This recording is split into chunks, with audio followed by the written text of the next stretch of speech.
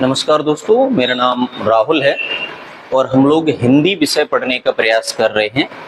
तो इस श्रेणी में हम लोग पहला टॉपिक जिसका नाम है भाषा और बोली, उसे प्रारंभ करने का प्रयास करते हैं। तो देखो, प्रयास मैं इस तरह से करूंगा कि डाटा आपका ठीक रहे, न ज्यादा न कम, और आप प्रयास ये करेंगे कि मैं जो भी बातें आपको समझाऊं वो आप पूर्णतः समझ सके। चलिए हम लोग मिलके बात करते हैं इसी टॉपिक में आगे। ठीक, तो टॉपिक का नाम है भैया भाषा और बोली। इसी श्रेणी में सबसे पहली डेफिनेशन हमें पढ़नी होती है भाषा की। तो यहाँ देखो, दो सवाल हमसे डायरेक्ट पूछे जा सकते हैं। एक सवाल ये कि भाषा जो शब्द है कौन सी भाषा से लिया गया है? संस्कृत भाषा से। कौन सी धातु से लिया गया है? भास धातु से। अच्छा, धातु क्या होती है कि देखो, ये मूल शब्द हो गया भास। अब इस मूल शब्द में आप इक लगा दोगे तो भाषिक बन जाएगा, है ना। आई लगा दोगे तो भाषाई बन जाएगा। तो ये मूल शब्द जिनसे नए शब्द बनाए जा सकते हैं, कभी उपसर्ग लगाकर, कभी प्रत्यय लगाकर, कभी एक शब्द में दूसरा शब्द जोड़कर। तो इन मूल शब्दों को जिनके आगे कोई शब्द लगा दे यानी प्रत्यय, और बाद में कोई शब्द आगे कोई शब्द लगा दे यानी उपसर्ग, बाद में कोई शब्द लगा दे यानी प्रत्यय, और शब्द में शब्द जोड़ दे यानी संधि या समास जैसे टॉपिक में हम जिन मूल शब्दों का जिक्र करते हैं उन्हें कहा जाता है धातु। ठीक, तो अगर आपसे पूछा जाए कि भाषा किस भाषा का शब्द है तो संस्कृत किस धातु से बना है? भास धातु। अब देखो, भास का अर्थ होता है बोलना या कहना। भास का अर्थ क्या है? बोलना या कहना। तो हम लोगों ने ये पढ़ा, इस भास का मतलब है बोलना। अर्थात ये बात बनती है कि अगर मैं बोलूं और आपके पास तक मेरे मन में उत्पन्न भावनाएं अथवा मेरे मन में उत्पन्न विचार पहुंच जाते हैं, वो माध्यम क्या कहलाएगा? भाषा। ठीक है, चलिए, तो इसी आधार पर भाषा की डेफिनेशन बनी कि भाषा वह है जिसे बोला जाए। ठीक है, तो क्या क्या सवाल बने? भाषा शब्द संस्कृत का है, संस्कृत के किस शब्द से बना है? भास धातु से। भाषा का मतलब क्या है? बोलना या कहना। भाषा की परिभाषा क्या हो गई कि भाषा वह है जिसे बोला जाए। उम्मीद यहां तक समझ में आई होगी बात। अब देखो, हम लोग एक बात का जिक्र करेंगे कि हिंदी व्याकरण के रचनाकार कौन है? पाणिनि जी, महर्षि पाणिनि। उसी प्रकार से हिंदी व्याकरण में जो परिभाषाएं मान्य रूप से परीक्षाओं द्वारा मान्य है, वो है पंडित कामता प्रसाद गुरुजी की परिभाषाएं।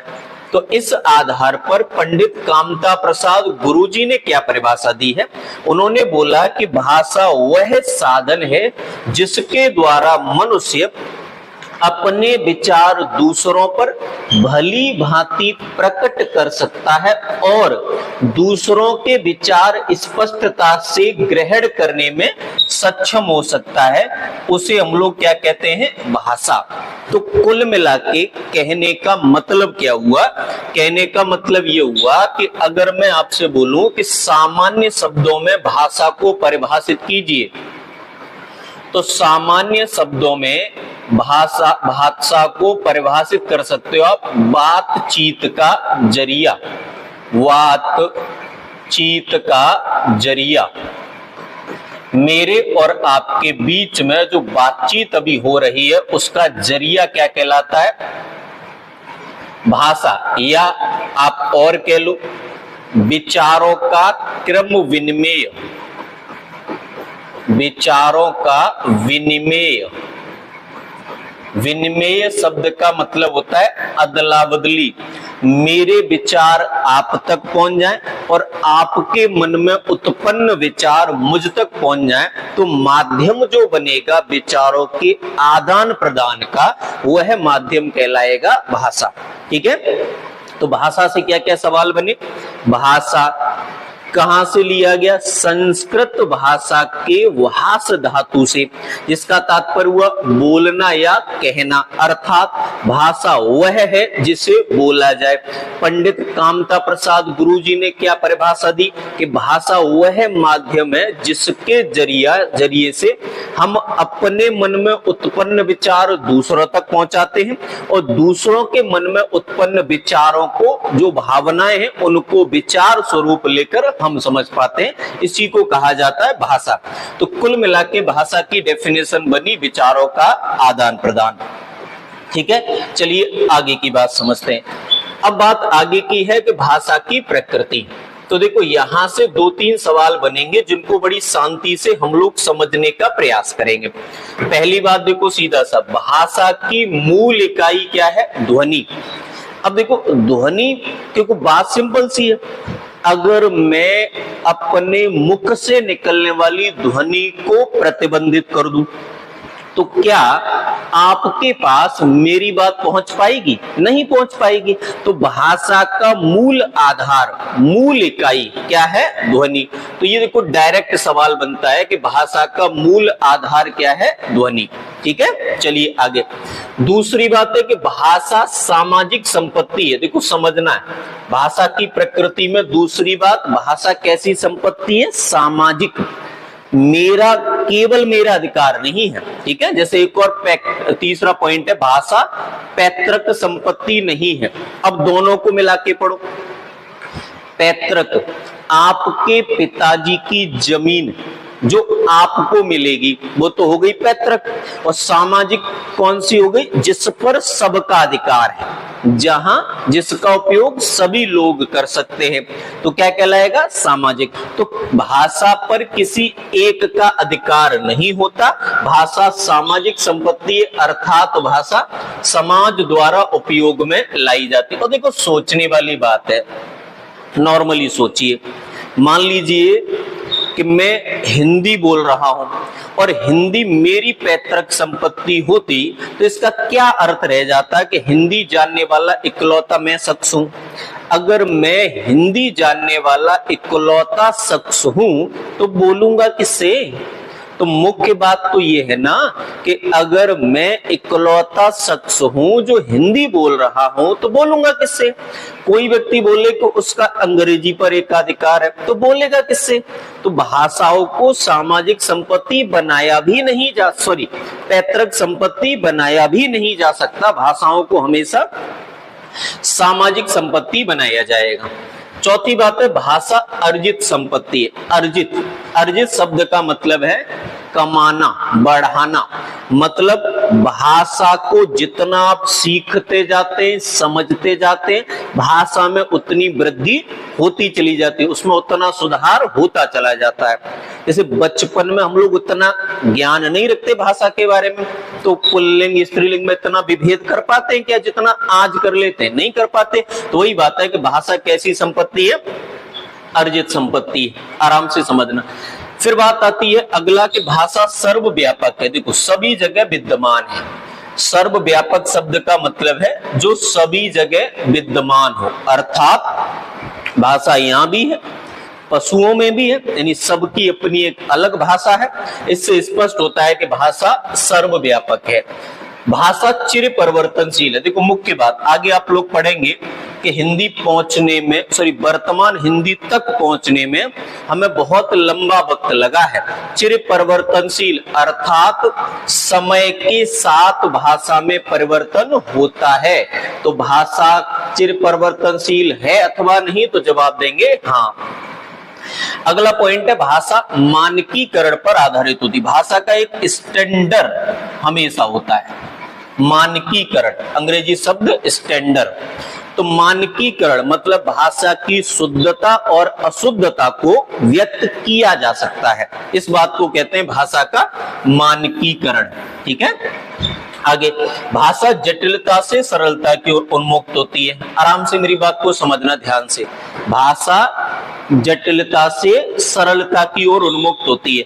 अब देखो मुख्य बात क्या है उस पर ध्यान देते हैं। जटिलता, बचपन में जब हम छोटे थे, मैं और आप, तब हमें वर्णमाला सीखने में कितना वक्त लगा था? बहुत लंबा समय। शब्द लिखने में कितना वक्त लगा था? और लंबा समय। तो इससे ये स्पष्ट होता है कि भाषा जटिलता से सरलता की ओर उन्मुक्त होती है, यानी बचपन में समय लगा ज्यादा। अब हमें कोई चीज हिंदी भाषा में सीखनी है तो समय उतना नहीं लगता है जितना समय है बचपन में लगा था। इससे स्पष्ट हुआ, हिंदी छोड़ दीजिए, आप अंग्रेजी ले लीजिए। मान लीजिए आपको अंग्रेजी बिल्कुल नहीं आती, तो उसकी शुरुआत, उसका बेसिक अंग्रेजी का सीखने में आपको एक लंबा वक्त लगेगा, और जब इस बेसिक को सीख जाएंगे तो आगे उसको बोलने चालने में उतना ज्यादा समय नहीं लगेगा। प्रारंभिक स्थिति हमेशा जटिल होती है, किसी भी चीज की सही प्रारंभिक स्थिति जटिल होती है। तो भाषा हमेशा जटिलता से सरलता की ओर उन्मुक्त होती है। ठीक है, तो भाषा की प्रकृति में हम लोग क्या क्या सीखे? भाषा की मूल इकाई ध्वनि है, भाषा सामाजिक संपत्ति है, पैतृक नहीं है। ठीक है, भाषा अर्जित संपत्ति है, भाषा सर्वव्यापक है, भाषा चिर परिवर्तनशील है, भाषा मानकीकरण पर आधारित होती है, और भाषा जटिलता से सरलता की ओर उन्मुक्त होती है। तो ये हो गई भाषा की प्रकृति को लेके जो सवाल बनते हैं वो। फिर बात आ जाती है कि जब इतना कुछ पढ़ रहे हो तो ये बताओ कि भाषा की उत्पत्ति कैसे हुई? तो भाषा की उत्पत्ति अलग अलग 10 सिद्धांतों द्वारा मानी जाती है। इनमें से सर्वमान्य सिद्धांत जो है वह है दैवीय सिद्धांत। प्रमाणिक ये भी नहीं है, ये ध्यान रखना है। ठीक है, इनमें से कोई भी सिद्धांत प्रमाणिक सिद्धांत नहीं है। ठीक है, अभी मैं सबका क्रम वाई क्रम जिक्र करूंगा। तो अगर मैं आपसे पूछूं कि भाषा उत्पत्ति के कितने सिद्धांत, तो जवाब देंगे 10। कौन कौन सा? दैवी, संकेत, धातु, आवेग, अनुकरण, इंगित, संपर्क, समन्वय और यो हे हो सिद्धांत। तो भाषा उत्पत्ति के सिद्धांतों की संख्या कितनी है? 10। अब हम आराम से एक एक करके इनको समझने का प्रयास करते हैं। आप मेरा साथ देना ताकि मैं आपको पूरी तरह से डाटा को बहुत बढ़िया भाषा में समझा पाऊं। ठीक है, देखो दैवी सिद्धांत। दैवी सिद्धांत का तात्पर्य है कि माना जाता है कि ये जो भाषा हमें मिली, देवों ने वाग्देवी को उत्पन्न किया। वाग्देवी हमारे वाक यंत्र जिनके माध्यम से मुख से उच्चारण निकलता है। तो हो सकता है, देखो, जिन चीजों के बनने का प्रकार अथवा बनने की स्थिति हमें न पता हो, वो सब हम क्या मान के पढ़ते हैं कि ईश्वर ने दिया है। तो भाषा के बारे में भी ये बात मान्य है कि भाषा हमें ईश्वर द्वारा दी गई है, इंसानों ने तो इसको बढ़ाने का प्रयास किया है। ठीक है, लेकिन वही बात है कि ये सिद्धांत में ये कहा जाए कि पूर्णतः मान्य है, देखो मान्य तो नहीं है। आलोचनाएं सब जगह की जा सकती हैं, पूर्णतः मान्य नहीं। क्योंकि देखो एक बात निकल के आती है कि अगर भाषा को ईश्वर ने बनाया और ईश्वर ने ही दुनिया बनाई, तो अगर संपूर्ण पृथ्वी का निर्माण ईश्वर ने किया, पृथ्वी पर रहने वाले संपूर्ण निवासियों का निर्माण ईश्वर ने किया, तो बाकियों को तो छोड़ दो, पशु प्रजाति की तो भाषा एक ही होती। क्यों ऐसा नहीं हुआ कि संपूर्ण पृथ्वी पर रहने वाले लोग एक ही भाषा को बोलते हो? तो ये सिद्धांत पूर्णतः मान्य नहीं है। लेकिन देखो वही बात होती है, अगर आपके पास उचित परिभाषा नहीं है तो पूर्वजों द्वारा दी गई परिभाषा को अमान्य घोषित नहीं किया जा सकता। ठीक है, सिर्फ इस आधार पर अमान्य घोषित कर दो कि भाई साहब हमें गड़बड़ लग रही है, तो सत्य बताओ। तो जब तक सही और वास्तविक परिभाषाएं नहीं मिलती तब तक हम क्या करेंगे? दैवी सिद्धांत को मान्य करके चलेंगे। तो दैवी सिद्धांत का मतलब है कि जो भाषा हमें मिली वो किसके द्वारा दी गई? ईश्वर द्वारा। ठीक है, आराम से समझना।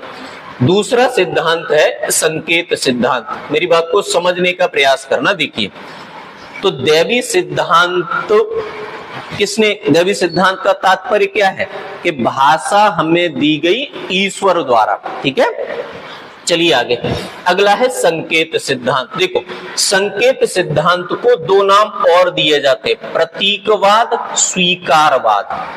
प्रतीकवाद या फिर स्वीकारवाद मतलब क्या हुआ? देखो, संकेत इंसान ने अपने हाथ, पैर और सिर आदि अंगों को हिलाकर विशेष प्रक्रियाएं करी होंगी।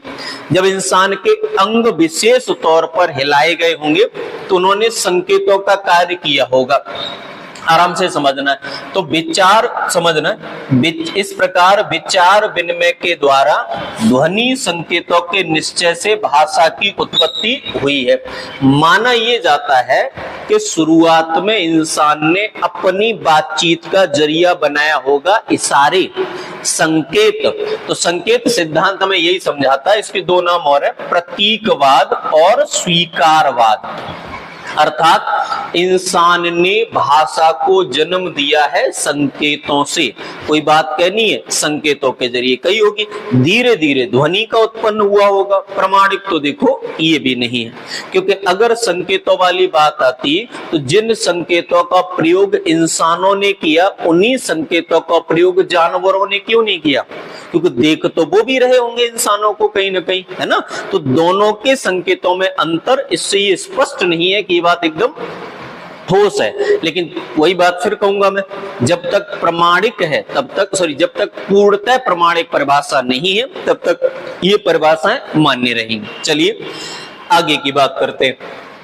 तीसरा सिद्धांत धातु सिद्धांत। देखो, धातु मैंने अभी शुरुआत में बताया आपको कि धातु बेसिकली क्या होता है, वे शब्द जिनसे नए शब्दों का निर्माण किया जाता है। ठीक है, धातु सिद्धांत को बारे में दो लोगों ने कहा, एक तो प्लेटो और एक प्रोफेसर हेस।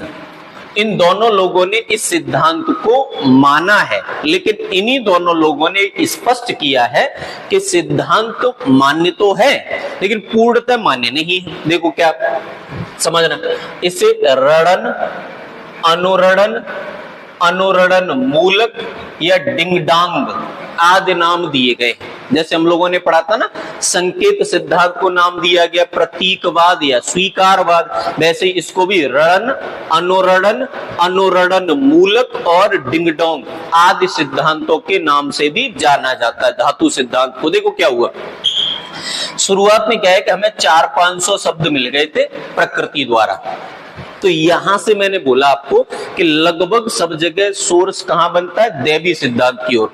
तो शुरुआत में हमें 400-500 शब्द मिल गए थे प्रकृति द्वारा, फिर हमने क्या किया कि उन्हीं से नए शब्द बनाए। अब प्रॉब्लम देखो, समझो प्रॉब्लम यह है कि वे मूल शब्द जिन्हें हम कहते हैं धातु, जैसे एक शब्द आप मान लीजिए अभी जो आप लोगों ने पढ़ा कि भाषा किस धातु से बना है, भाष धातु से। अब एक बात समझना, अगर यहां से एक शब्द आपको बनाना हो अभाषिक, तो अभाषिक बनाने के लिए आपको अ लगाना पड़ेगा और बाद में इक लगाना पड़ेगा।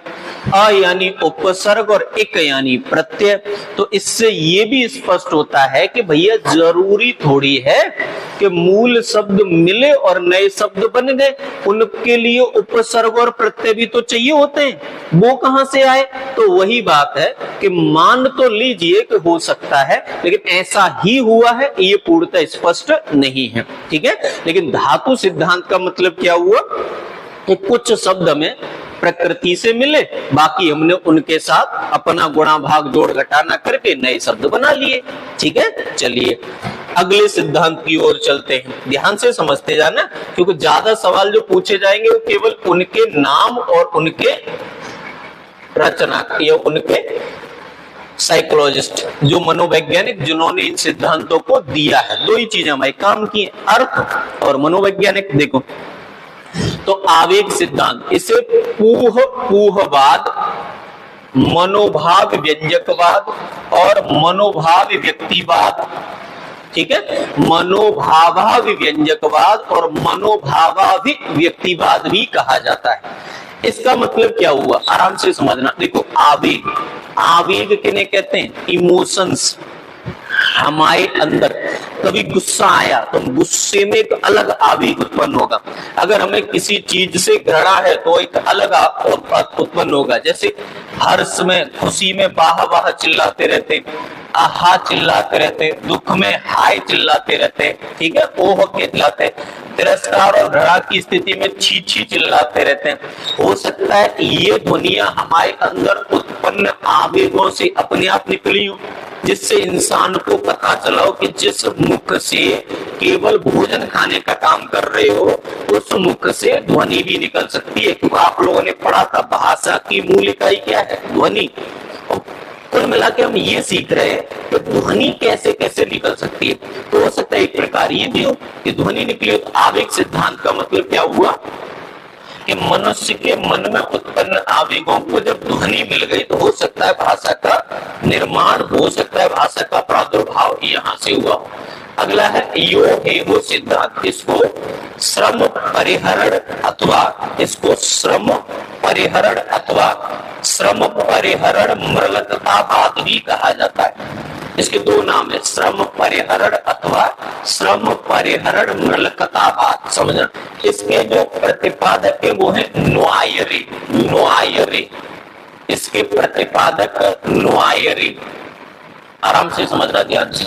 तो ये वो सिद्धांत को ही कहा जाता है श्रम परिहरण सिद्धांत। इसका मतलब क्या है, देखो क्या हुआ कि जैसे व्यक्ति जब थक जाए, अपना कार्य करते करते थक जाए, तो क्या होता है कि जैसे कपड़ा धोते समय धोबी छियो छियो या हियो हियो कहता है, मल्लाह नाव चलाने वाला व्यक्ति थकान की वजह से हैया हैया कहता है। तो हो सकता है कि व्यक्ति कार्य को लगातार करने से थक गया हो, उस थकान के कारण उसके मुख से ध्वनि निकली हो, और जहां ध्वनि निकली वहीं भाषा बनना प्रारंभ हो गई। तो कुल मिला के ये सिद्धांत आपको बताते हैं कि भाषा अथवा ध्वनि की उत्पत्ति कैसे हुई है।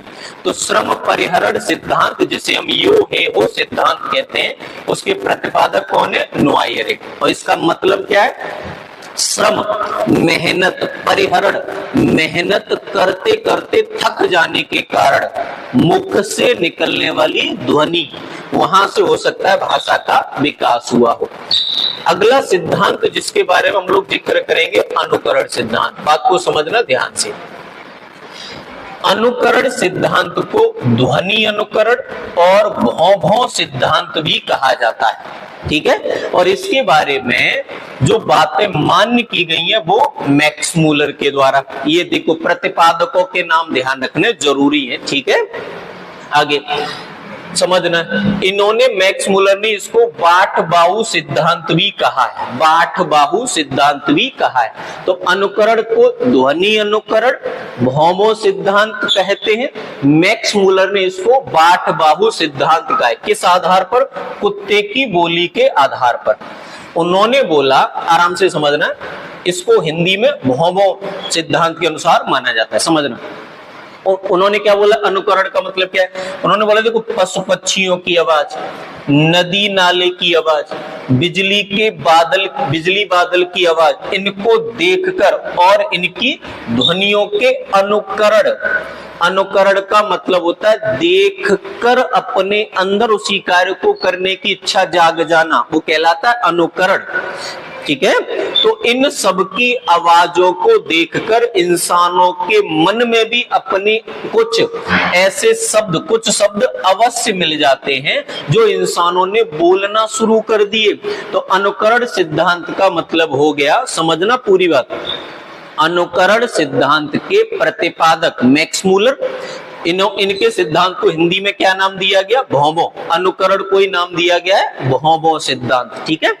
इन्होंने क्या बोला कि नदियों नाले की आवाज, पानी के गिरने की आवाज, चिड़ियों की आवाज, इन सब आवाजों से प्रकृति द्वारा इंसानों के मन में भी, प्राकृतिक आवाजों से इंसानों के मन में भी विचार आए होंगे कि हम क्यों नहीं बोल सकते, जब नदियों से आवाज आ रही है तो हमारे मुख से भी आवाज आनी चाहिए। तो हो सकता है कि भाषा की उत्पत्ति का ये सिद्धांत माना गया हो। लेकिन वही मैंने बोला कि सब जगह पूर्णतः समर्थन किसी एक सिद्धांत को नहीं मिल पाया है। मैं लास्ट में डिस्कस करूंगा कि अगर पेपर में आ जाए सर्वमान्य सिद्धांत तो उसको क्या बताना है, ठीक है। चलिए इसके बाद आया था इंगित सिद्धांत। इंगित सिद्धांत का मतलब क्या, वही देखो आराम से समझना। जैसे मनुष्य ने अपनी स्वयं की ध्वनियों से सीखा हो। जैसे मनुष्य जब पानी पीता है तो बार बार होठों के स्पर्श से पापा की आवाज आती है। हो सकता है इसी बात को लेके उसने पीना शब्द बना लिया हो। तो अनुकरण सिद्धांत और इंगित सिद्धांतों में आपस में समानताएं हो गई। ठीक है, इंपॉर्टेंट बात यह है कि इसके प्रतिपादक है डॉक्टर रॉय। तो इंगित सिद्धांत दिया डॉक्टर रॉय ने, जिन्होंने बोला कि मनुष्य ने अपने प्रयासों से जो ध्वनियां विकसित हुई उन ध्वनियों को एक नाम दिया और उसी नाम के आधार पर भाषा की उत्पत्ति हुई। ठीक है, तो अब तक हम भाषा की उत्पत्ति के इतने सिद्धांतों के बारे में चर्चा कर चुके हैं। फिर बात आती है संपर्क सिद्धांत। बात को समझना, संपर्क सिद्धांत के रचनाकार हैं जी रेवेज। समझना मेरी बात को ध्यान से। इंगित सिद्धांत के रचनाकार बताइए डॉक्टर रॉय। ठीक है, अनुकरण के न्वायर। ये ध्यान रखने वाली बात, ये पूछी जाती है अक्सर। ठीक है, ध्यान से देखो। तो इससे क्या हुआ, संपर्क सिद्धांत। संपर्क का मतलब क्या हुआ, मेरा और आपका संपर्क होगा इस वीडियो के माध्यम से। संपर्क का मतलब है एक दूसरे से मिलना। तो इन्होंने बोला कि हो सकता है जब लोग मानव समाज के निर्माण के समय संपर्क भावना से कुछ ध्वनियां सहज रूप से निकल पड़ी होंगी, इनके विकास से ही भाषा बनी है। लेकिन वही बात फिर से आ जाती है, इंसान इकट्ठे कैसे हो गए फिर? भाई अगर इंसानों के आपसी जन संपर्क के माध्यम से भाषा बनी है तो इंसान इकट्ठे कैसे हो गए? ओह, इंसान ही इंसान से कैसे इकट्ठा हुआ? क्या पता इंसान जानवरों से मिला क्यों नहीं? अगर इंसान जानवरों से मिला, कि जिस प्रकार से हम समझते हैं कि इंसान ने सबसे पहला जानवर कौन सा पाला, कुत्ता, तो इंसान कुत्ते की आवाज क्यों नहीं सीखा, या कुत्ता इंसान की आवाज क्यों नहीं सीखा? तो इससे ये भी मतलब विवाद तो हो ही सकता है ना कि क्या कारण है कि जब इंसान और कुत्ता ही सबसे पहले दोस्त बने तो इंसान और कुत्ता में संपर्क क्यों नहीं हुआ? क्या कारण है कि इंसान कुत्ते जैसा नहीं बना? उसकी ध्वनि नहीं उसने उसका अनुसरण किया। तो वही बात है, लेकिन मान्य बातें हैं, जब तक अनुमानित बातें हैं तो उनको भी अभी मान्य मान के चलेंगे। तो अपने सिंपल सवाल पे आते हैं। संपर्क सिद्धांत किसने दिया? जी रेवेज ने, जिसका तात्पर्य ये हुआ कि लोग आपस में इकट्ठे होंगे, मिले होंगे, मिलने के बाद भाषा का विकास हुआ होगा। ठीक है, चलिए आगे की बात पर आते हैं। अगला है संगीत सिद्धांत। समझना ध्यान से। अब संगीत सिद्धांत को मानने वाले लोगों की संख्या ज्यादा है। डार्विन, स्पेंसर और येप्सन। डार्विन, स्पेंसर और येप्सन। समझना मेरी बात को ध्यान से। उन्होंने कहा कि शुरुआत में मनुष्य संगीत प्रिय रहा होगा, इंसान को संगीत अच्छा लगता होगा, तो वह समय समय पर गुनगुनाता रहता होगा। गुनगुनाने से बहुत सारी निरर्थक ध्वनियां निकलती होंगी जो धीरे धीरे विकसित होकर शुद्ध ध्वनियों के रूप में विकसित हुई और इसी से भाषा की उत्पत्ति हुई होगी। देखो कहीं भी ये नहीं लिखा है हुई है, मैंने सब एग्जैक्ट सेम डाटा लिया है। हुई होगी यानी ये लोग भी इसको खुद नहीं कह रहे हैं कि ऐसा बिल्कुल ही हुआ है, मान रहे हैं कि ऐसा हुआ होगा। ठीक है, तो संगीत सिद्धांत को मानने वालों की संख्या डार्विन, स्पेंसर और येप्सन। चलिए अगले सिद्धांत पर आते हैं। अगला सिद्धांत है समन्वय सिद्धांत। समझना ध्यान से, समन्वय सिद्धांत गौर से समझो। अब देखो बहुत ध्यान से समझना, मैंने बोला ना कि लास्ट में आपको बताऊंगा कि पेपर में अगर पूछा जाए कि भाषा की उत्पत्ति का सिद्धांत क्या है और एक पूछा जाए तो आप हमेशा क्या जवाब देंगे? समन्वय सिद्धांत। इसके प्रवर्तक हेनरी स्वीट है। हेनरी स्वीट ने क्या कहा कि देखो पिछले 9 सिद्धांतों में जो जो बातें बताई गई हैं सब अपनी जगह सत्य महसूस होती हैं, प्रमाणिक कोई भी नहीं।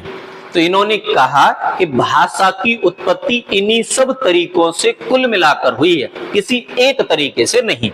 तो समन्वय सिद्धांत का मतलब है कि भाषा के जन्म में कई अलग अलग प्रक्रियाएं चली हैं, कोई एक प्रक्रिया नहीं चली है। तो अगर आपसे पेपर में पूछा जाए, ध्यान से समझना, कि भाषा की उत्पत्ति का सर्वमान्य सिद्धांत क्या है, तो क्या जवाब देंगे? समन्वय सिद्धांत। किसने दिया? हेनरी स्वीट ने दिया। बात को समझना ध्यान से, गौर से, ठीक है। उन्होंने अनुकरणात्मक, मनोभाव व्यंजक तथा प्रतीकात्मक आदि रूपों में विकास क्रम को रेखांकित किया है। तो कुल मिला के मेरे कहने का मतलब कि अगर एक सिद्धांत की चर्चा करनी है तो वो हो गया समन्वय सिद्धांत। लेकिन मान लीजिए ये ऑप्शन में न हो, सही है, ये ऑप्शन में न हो, अगर ये ऑप्शन में नहीं होगा तो फिर आपको कौन सा बताना है? देवी सिद्धांत, ठीक है। इन्हीं दोनों में से, दोनों ऑप्शन में हो तो समन्वय, समन्वय न हो तो देवी, अगर देवी और समन्वय में से कोई भी ऑप्शन में नहीं है तो भैया क्वेश्चन गलत हो जाएगा। अब मेरी बात समझ गए? मैंने भाषा उत्पत्ति के सिद्धांतों को विस्तार से चर्चा में लिया है ताकि आपको एक एक बात अच्छी तरह समझ में आ जाए। याद केवल आपको क्या करना है? उस शब्द का अर्थ, पहली बात जो मैंने आपको समझाया है। दूसरा, उस सिद्धांत के प्रतिपादक अगर हैं तो, क्लियर मेरी बात? और तीसरी कोई बात याद करने की जरूरत है, अर्थ और उसके प्रतिपादक, ठीक है। चलिए आगे बढ़ते हैं, आराम से समझने का प्रयास करना है। ये हमारी पहली क्लास है, उम्मीद है मैं आपको डाटा को समझा पा रहा हूंगा। अगर कोई किसी प्रकार का समझ में आने में दिक्कत है तो आप बेहिचक मुझे बता सकते हैं। चलिए आगे बात करते हैं।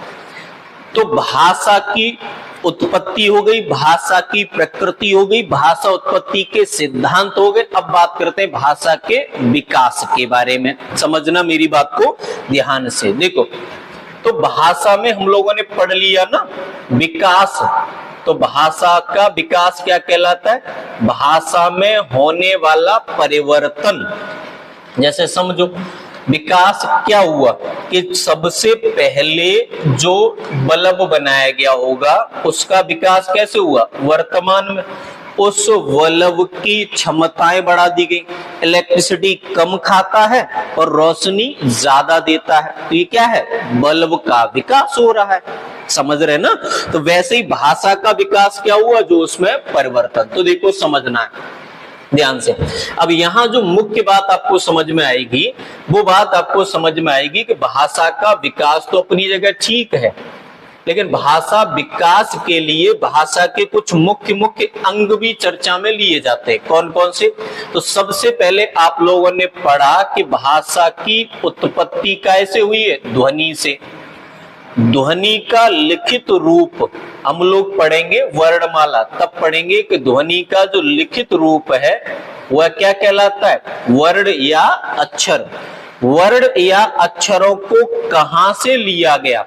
तो वर्ण या अक्षरों को जहां से लिया गया है उसको कहा जाता है लिपि। अभी मैं इनके बारे में बात कर लूंगा। और वर्ण या अक्षरों का मेल जो सामान्यतः सार्थक होता है उसको कहा गया शब्द, और शब्दों का मेल जो सामान्यतः सार्थक होता है उसको कहा गया वाक्य। तो भाषा के अगर रूप अंग पूछे जाए तो कितने बताएंगे? 5। ध्वनि जो भाषा का सबसे मूल इकाई है, इस मूल इकाई के लिखित रूप को वर्ण या अक्षर कहा गया। वर्ण या अक्षर कहां से लिए गए? लिपि से। लिपि से वर्ण या अक्षर मिले, वर्ण या अक्षरों का मेल कहलाया शब्द, शब्दों का मेल कहलाया वाक्य। तो अगर पूछा जाए कि भाषा के अंग कितने हैं तो कितने बताएंगे? 5। क्लियर है मेरी बात? चलिए ध्यान से, गौर से, आराम से समझना है। अब भाषा का जो विकास है, अंगों के बाद भाषा का जो विकास है उसको सामान्यतः 3 वर्गों में विभक्त किया गया है, ठीक है। तो उम्मीद है आपको समझ में आया होगा यहां तक। चलिए मैं आगे की बात करता हूं। तो देखिए समझिए, भारत में सबसे पहले कौन आए? आर्य। भारत में सबसे पहले कौन आया बताइए? आर्य ही तो आए, जो सप्त सैंधव प्रदेश में आके बस गए। मैक्स मूलर का कथन है ये। कुछ लोग अलग अलग क्षेत्रों से मानते, कुछ लोग अलग अलग, ठीक है। चलिए गौर से समझना है। तो आर्य, अब देखो, तो प्राचीन आर्य भाषा की शुरुआत हुई 1500 ईस्वी पूर्व से 500 ईस्वी पूर्व के मध्य, ठीक है। लेकिन डेट उतनी जरूरी नहीं है। जो जो जरूरी है, डेट्स उतनी जरूरी नहीं है, लिखी हुई है पीडीएफ में, लेकिन अगर आप चाहें तो डेट्स को उतना महत्व नहीं भी दे सकते, महत्व देना आपको शब्दों, ठीक है। चलिए मिलके बात करते हैं, तो डेट्स की बात ज्यादा नहीं करेंगे। सबसे पहली बात, जो प्रारंभिक भाषा हमें मिली वो थी वैदिक संस्कृत। वैदिक जो वेदों में है, वैदिक संस्कृत वह संस्कृत है जो वेदों से हमें मिली। वेदों की रचना जिस भाषा में हुई वह संस्कृत है वैदिक संस्कृत। वैदिक संस्कृत को एक और नाम दिया गया छांदस। वैदिक संस्कृत का एक और नाम है भैया, क्या है नाम बताओ? छांदस। तो वैदिक संस्कृत का एक और नाम छांस। ये किसने दिया? यास्क ने भी इसको छांदस कहा और महर्षि पाणिनि ने भी इसको छांदस कहा। तो ध्यान से समझो, भाषा का जो सबसे प्रारंभिक स्वरूप है या सबसे पहली जो भाषा जिसका निर्माण हुआ वह क्या है? तो वह है भैया आपकी वैदिक संस्कृत, ठीक है। वैदिक संस्कृत यानी जो वेदों में है। अब वेदों से भाषा निकल के लोगों के बीच आई, जब लोगों के बीच आई तो वैदिक बनी लौकिक। लौकिक लोगों द्वारा अपना ली गई, लोग भी संस्कृत में बातचीत करने लगे तो वह बनी लौकिक।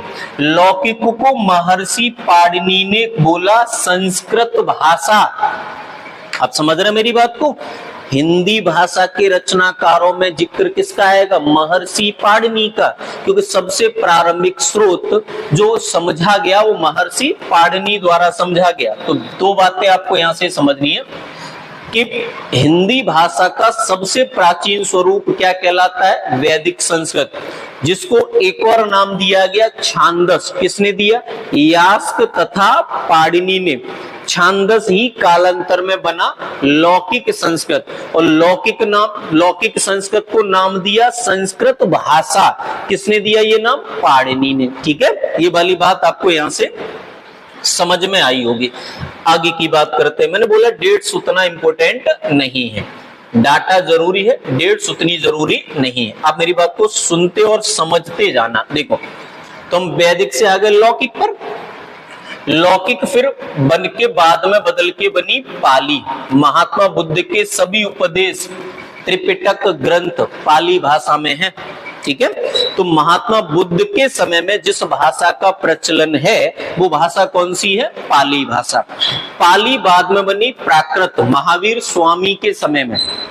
महावीर स्वामी के सभी उपदेश कौन सी भाषा में है? प्राकृत भाषा में। प्राकृत बाद में बनी अपभ्रंश, और अपभ्रंश बाद में बनी अवहट्ट, जिन्हें कहा जाता है संक्रमणकालीन या संक्रांतिकालीन भाषा। तो यहां से आप मेरी बातों को समझ गए होंगे, दोबारा समझो ध्यान से। हिंदी भाषा का सबसे प्राचीन स्वरूप वैदिक संस्कृत। अन्य नाम बताओ? छांदस। छांदस किसने कहा? यास्क एवं पाणिनि ने। फिर इसे क्या नाम दिया गया? लौकिक। लौकिक को क्या नाम दिया गया? संस्कृत भाषा। संस्कृत भाषा किसने कहा? पाणिनि ने। फिर ये क्या बनी? पाली। पाली कब? महात्मा बुद्ध के समय में। फिर बनी प्राकृत, महावीर स्वामी के सभी उपदेश प्राकृत भाषा में। फिर ये बनी अपभ्रंश, और अपभ्रंश से बनी अवहट्ट। अवहट्ट बनने के बाद ये रूपांतरण बना प्राचीन हिंदी पर। तो हिंदी हमें मिली लगभग 1000 ईस्वी पूर्व, ठीक है। तो 1000 ईस्वी पूर्व हमें हिंदी मिली, जो बाद में फिर मध्यकालीन हिंदी, और फिर हम लोग आए आज वाली हिंदी पर, आधुनिक हिंदी, ठीक है। तो अगर आपको पूछा जाए संक्रमणकालीन या संक्रांतिकालीन भाषाएं कौन सी हैं, तो याद रखना है अपभ्रंश या अवहट्ट। मतलब क्या हुआ? देखो, संक्रमणकालीन मिक्सअप, अंग्रेजी में कह देंगे मिक्सअप, यानी समझो हिंदी बनने की दौर में आ गई थी और संस्कृत अपने खत्म होने के दौर में आ गई थी। मिक्सअप वह आखिरी स्टेज जहां भाषा पूर्णतः परिवर्तित होने को तैयार हो गई थी, वह क्षेत्र है अपभ्रंश या अवहट्ट। क्लियर है मेरी बात? तो यहां से हम लोग आगे समझेंगे कि जब बहुत सारी भाषाएं बन गई धीरे धीरे दुनिया में, तो उनके बोलने वालों की संख्या भी बढ़ी। अब किसी भाषा के जानकार ज्यादा हैं और किसी भाषा के जानकार अथवा वक्ता कम हैं, तो इसी आधार पर भाषा का अपना एक परिवार बना। सबसे बड़ा परिवार है भारोपीय बोलने वालों की संख्या। भारोपीय शब्द बेसिकली दो शब्दों से मिलके बना है। एक शब्द है भारतीय और दूसरा है यूरोपीय। तो भारतीय और यूरोपीय मिला के बना भारोपीय। दुनिया में सर्वाधिक बोलने वालों की संख्या है भारोपीय, सबसे ज्यादा भारोपीय परिवार के लोग हैं भाषा के आधार पर। उसके बाद द्रविड़ परिवार के आते हैं 25% और सबसे अंत में आते हैं चीनी अथवा तिब्बती बोलने वाले लोगों की संख्या। इसी में देखो एक बात और पूछी जा सकती है कि ग्रियर्सन के अनुसार भाषा के कितने परिवार हैं, तो जवाब देना 6 भाषा परिवार हैं। 179 भाषाएं हैं और 544 बोलियां हैं। तो ये बात भी क्लियर हुई। ग्रियर्सन के अनुसार कितने भाषा परिवार हैं? 6। भाषाएं कितनी है? 179 और बोलियां कितनी है? 544। ठीक है। अच्छा, इसी में देखो कुछ और सवाल, जैसे भारोपीय हैं कौन कौन से? उत्तरी भारत में जितनी बोलियां बोली जाती हैं वो सब भारोपीय के अंतर्गत आती हैं। द्रविड़ परिवार में आती है तमिल, तेलुगु, कन्नड़ आदि भाषाएं। औष्टिक परिवार में आती है संथाली, मुंडारी, सवेरा, खड़िया, कोर्क आदि भाषाएं। तिब्बती के अंतर्गत आती है लुसेई, मेइतेई, मारो, मिस्ती, अबेर, मिरी और अक भाषाएं। अवर्गीकृत श्रेणी में बोरसास्की और अंडमानी भाषाएं। और करेन थामन श्रेणी में आती है बर्मा की भाषाएं। और जो पूर्णतः स्वतंत्र, ये ध्यान रखना, देखो बर्मा की भाषा अब पूर्णतः स्वतंत्र है। ठीक है, उम्मीद है यहां तक बात आपको समझ में आ गई होगी। अब हम बात करते हैं भाषा के प्रकार। देखो समझना मेरी बात को ध्यान से। देखिए तो भाषा के प्रकार, भाषा के सामान्यतः 2 प्रकार है, एक है मौखिक और एक है लिखित। जो मैं अभी मुख से बोलकर आप तक पहुंचा रहा हूं वो है मौखिक। मौखिक जहां वक्ता और श्रोता आमने सामने बैठकर बातचीत का आदान प्रदान करें तो क्या कहलाएगा? मौखिक। जहां पत्राचार के माध्यम से व्हाट्सएप पे जो कर रहे हो क्या है? लिखित। और फोन पे जो कर रहे हो वो मौखिक। ठीक है, ऑन कॉल ये मौखिक भाषा है, ऑन व्हाट्सएप ऑन मैसेजेस ये लिखित भाषा है। ठीक है, चलिए यहां तक आपको ये बात समझ में आई होगी। ध्यान से समझना, ध्यान से। तो सबसे पहले भाषा का विकास किस रूप में हुआ? ध्वनि के रूप, मौखिक भाषा के रूप में। अगर आपसे पूछ लिया जाए कि मौखिक भाषा की इकाई क्या है तो क्या जवाब देना है? ध्वनि। क्योंकि भाषा की मूल इकाई ध्वनि है और भाषा का सबसे पहला स्वरूप जो विकसित हुआ वो मौखिक भाषा है। इस आधार पर भाषा की मूल इकाई ध्वनि और मौखिक भाषा की भी मूल इकाई ध्वनि हो जाएगी। लिखित के लिए क्या है? पत्राचार, आपको लिखकर किसी तक पहुंचाना। जो मैं देखो यहाँ पर, अब मैं बोलूं लिखित भाषा की मूल इकाई क्या है? तो लिखित भाषा की मूल इकाई होगी आपकी अक्षर या फिर वर्ण। अगर अलग अलग पूछ ले, देखो भाषा की मूल इकाई ध्वनि, मौखिक भाषा की मूल इकाई ध्वनि, लिखित भाषा की मूल इकाई अक्षर या वर्ण। क्लियर है मेरी बात? ठीक। तो इस वीडियो में आप यहां तक पढ़ लीजिए, इससे आगे का डाटा हम लोग अगली क्लास में डिस्कस करेंगे। तब तक आप इस डाटा को कंप्लीट करिए। कोई समस्या है तो मुझे बताइए। ठीक है, धन्यवाद।